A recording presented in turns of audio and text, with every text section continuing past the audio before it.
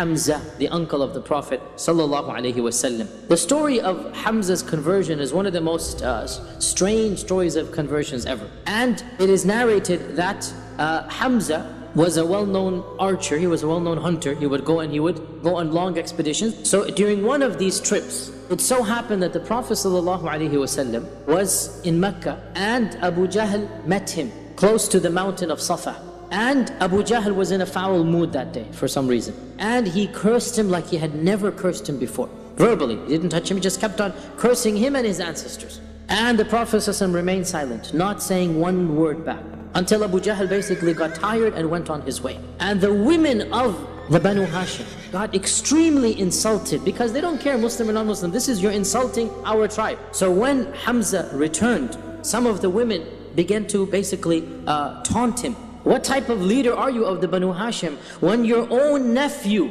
is insulted and no one stands up to defend him? So he said, what happened? So they said, Abu Jahl stood there for 15-20 minutes, however long, just haranguing him, just insulting him, and not one person stood up to defend him. And he said this and he said that, and they narrated all that he said. And Hamza's blood began to boil. And he asked, did the other people see, was this a public insult? Because it's a matter of pride for him. They said the whole of Mecca saw it. And so he basically lost it. And he marched to the Kaaba, still with his bows and arrows and hunting equipment. And he marched straight to Abu Jahl and took his bow and smacked him across the face with his bow. Caused a huge gush of blood to come out. And he said, how dare you curse my own nephew? And then he didn't even realize what he was saying, and he blurted out, and I too am a follower of his religion. He didn't plan this, it was just anger. And when he hit Abu Jahl like this, and Abu Jahl was sitting down and he was standing up, the Banu Makhzum that were around him stood up to go and defend him. But Abu Jahl said, leave him be. For wallahi, today I cursed his nephew like I never cursed him before. And then Hamza returned home, confused, dazed. What am I going to do now? I don't know if this is the truth or not. And he made a dua to Allah subhanahu wa ta'ala, and he said, oh Allah, you know that I am one of the leaders of the Quraysh, and I have now said something that I don't know, I cannot take it back, it's too embarrassing to take back. So if this matter is true, then cause my heart to be guided to it. And if it is not true, then cause me to die right now. And he spent the most miserable night of his life, tossing, turning, thinking what to do. And the next morning he went to the Prophet ﷺ and he said, oh my nephew, this is what happened yesterday. So the Prophet ﷺ stood up and began talking to him, admonishing him, telling him about Islam, exhorting him, convincing him of La ilaha illallah, until finally after that conversation, Hamza said, I testify that you are a truthful person and you're speaking the truth, and now I don't ever want to return to the paganism or the religion of my forefathers. So when Hamza accepted Islam, this was a big boost for the Prophet ﷺ, because he finally had support from the elders of the Quraysh. And when Hamza converted, Ibn Ishaq says, they had to tone down their animosity. They had to tone down the irritation of the Prophet ﷺ and the Muslims. A few days later, according to one report, 3 days later, Allah followed it up with another boost. And that was, of course, the conversion of Umar ibn al-Khattab. Umar ibn al-Khattab's son, Ibn Umar says that the Prophet ﷺ had made a dua to Allah. The Prophet ﷺ had said, oh Allah, bring glory to Islam with one of these two men who is the more beloved to you. Either Abu Jahl or Umar ibn al-Khattab. And Ibn Umar said, Umar was the one who was more beloved than Abu Jahl. How did he accept Islam? It is narrated that once Umar ibn al-Khattab went during the evening, and Umar was, as most of the men were, he loved to drink. So he went out at night having a craving for drinking. He was young at this time, 25 years old or so, where all of the young men would go and drink. And he found that none of them were there. He went to another house, then for some reason they were not there. He went to the wine cellar, even the wine cellar was not there, the one that they get their wine from. So he said, let me just go to Tawaf now, get my mind off of this craving. So he went at night to the Kaaba, and there are no lights there, it's a dark place, you know. And he heard the Prophet ﷺ reciting Quran, all alone, in the middle of the night basically, right, praying in front of the Kaaba, subhanAllah. And so Umar thought to himself, now is my time to beat him up, do something. Nobody's here, all alone. This is my time to basically get some revenge and, you know, do some dastardly deed, and nobody's gonna see me. So he quietly crept up behind the Prophet ﷺ and Obviously he's reciting Quran. What's going to happen? He stopped and he began listening. And nobody knew he was there. Even the Prophet was oblivious. He was completely lost in his recitation. And Umar is narrating the story himself. It is narrated in Muslim Imam Ahmad. He's narrating in the first person. And he said, I stood behind him and he began reciting Surah Al-Haqqa. الحاقة ما الحاقة ما أدراك وما أدراك ما الحاقة كذب ثمود وعاد من القارعة. And he said فتعجبت من تأليفه. I was amazed at the rhythm, the sequence. And while the Prophet is reciting, this is an amazing story, he began to think to himself, where is this coming from? So he said, هذا والله قول شاعر. This is, wallahi, this must be the statement of a beautiful poet, just like the Quraysh are saying. And as soon as he thought of this, Surah Al-Haqqa says what?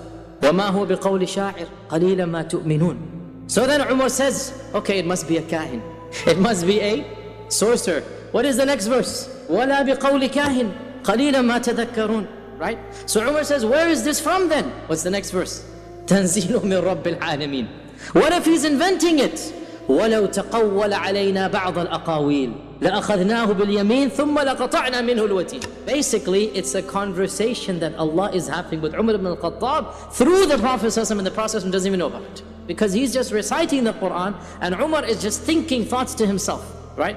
What if this is a poet? This cannot be the poet. You have no thinking. You're not thinking through. Well, what if it's a kahin? It's not a kahin, don't you see? Well, where is this from? It's from Allah Azza wa Jal. تَنزِيلٌ مِّن رَبِّ الْعَالَمِينَ. What if he's inventing it? If he were to invent anything and ascribe it to us, we would hold him by the right hand and cut off his jugular vein. So basically, every doubt Umar is thinking, Surah Al-Haqqa is responding back to at that very time. And Umar ibn al-Khattab said, that was the first time Islam entered my heart and took over it. He didn't accept yet. And he didn't do anything to the Prophet and he went back home. Then of course the famous story happened that all of you are familiar with, that one day the people of the Quraysh were sitting around and Umar was with them, and Abu Jahl once again began his tirade against the Prophet ﷺ.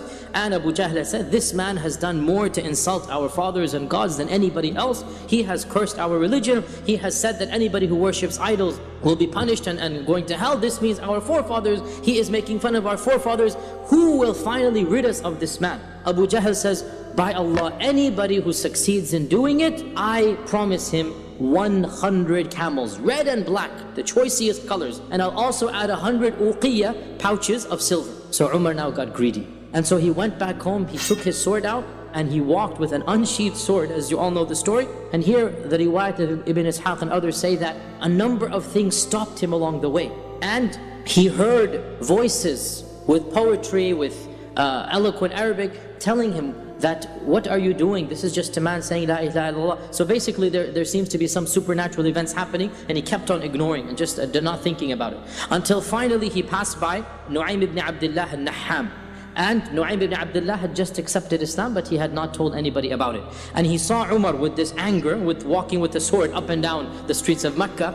And he says, where are you going? Umar, what happened? And so Umar ibn al-Khattab said that enough is enough. We have been cursed too long and our ancestors have been ridiculed. I'm now going to kill this man, Muhammad. So of course, Nu'aym panicked. And so Nu'aym said, have you lost your mind, O Umar? Do you really think that the Banu Abd Manaf, the tribe of the Prophet, the Banu Abd Manaf, the Banu Hashim, will allow you to walk on the face of this earth after you kill one of their own? You're not going to live any longer. And if you really want to do something, go back and fix your own family first. What do you mean, fix my own family? Don't you know? No, what do you mean? Your own sister and your own brother-in-law have accepted Islam. When Umar heard this, he became even more enraged, because this is now a slap on his face. This is insulting. And so he marched to his sister's house in anger, and as he came close to the door, he heard the recitation of the Quran. And so Umar barges up, began slamming on the door, and he hears scurried sounds that Khabbab is being put in the closet, and Fatima took the Quran and basically almost sat on it. She put her skirt on top of it. Come in, what are you doing here at this time of the day? What was this noise I heard? This humming and drumming, what was this? She said, no, you didn't hear anything. She goes, by Allah, I know what I heard. And rumor has reached me, or I know now, that the both of you have accepted Islam. I know it has been told it. And they began to deny it, and Umar is already enraged, and he took a step forward to basically punch Sa'id, his brother-in-law. And when he took this step forward, Fatima stood up to try to stop him. The blow landed on her forehead instead of his. And when he punched her, her lip basically burst open and the blood began to flow down. And when this happened, the both of them became enraged. And they said, yes, so what? Do it as you please. We have accepted Islam and we believe in the Prophet ﷺ. Now when he saw the blood and he saw the sincerity, really that's all it is, the courage from both of them, again his heart softened. And again we see Umar had a harsh side and he had a soft side. And so when he saw his sister bleeding, again he calmed down. And he said, let me see what you were reading. And his sister got worried that, what do you mean? We don't want to give, because the Quran needs to be respected. We don't want to give you the Quran. He goes, no, I swear, I am not going to do anything except read the book. And Umar was one of the few who could read and write. So she said, as you know, that you are a mushrik, you are a pagan, and you are not allowed to touch the Quran until you have purified yourself. And so Umar said, let me quickly take a ghusl. He went to the corner of the house where they took it, and he took a ghusl and he came back and he read Taha, as you know, and Islam then entered his heart and he knew that this was true. And so he asked Sa'id, where is the Prophet ﷺ now? And so Sa'id saw that his eyes had completely calmed down. He wants to convert. Where is the Prophet ﷺ? Sa'id said, he is in the house of Al-Arqam. So the Umar ibn al-Khattab then proceeded to Al-Arqam's house. The sword is still in his hand because he hasn't let go of it. And he goes to the house of Al-Arqam and he bangs on the door of Al-Arqam's house. One of the Sahaba stand up to go see who it is. And he looks through the holes of the door and he sees Umar with the sword. And he comes back in trembling. Says, Ya Rasulullah, Umar ibn al-Khattab is outside with a sword in his hand. And Hamza, of course, had just accepted Islam. He's in the room as well. So Hamza says, let him in. For if Allah wants good, he's going to accept Islam.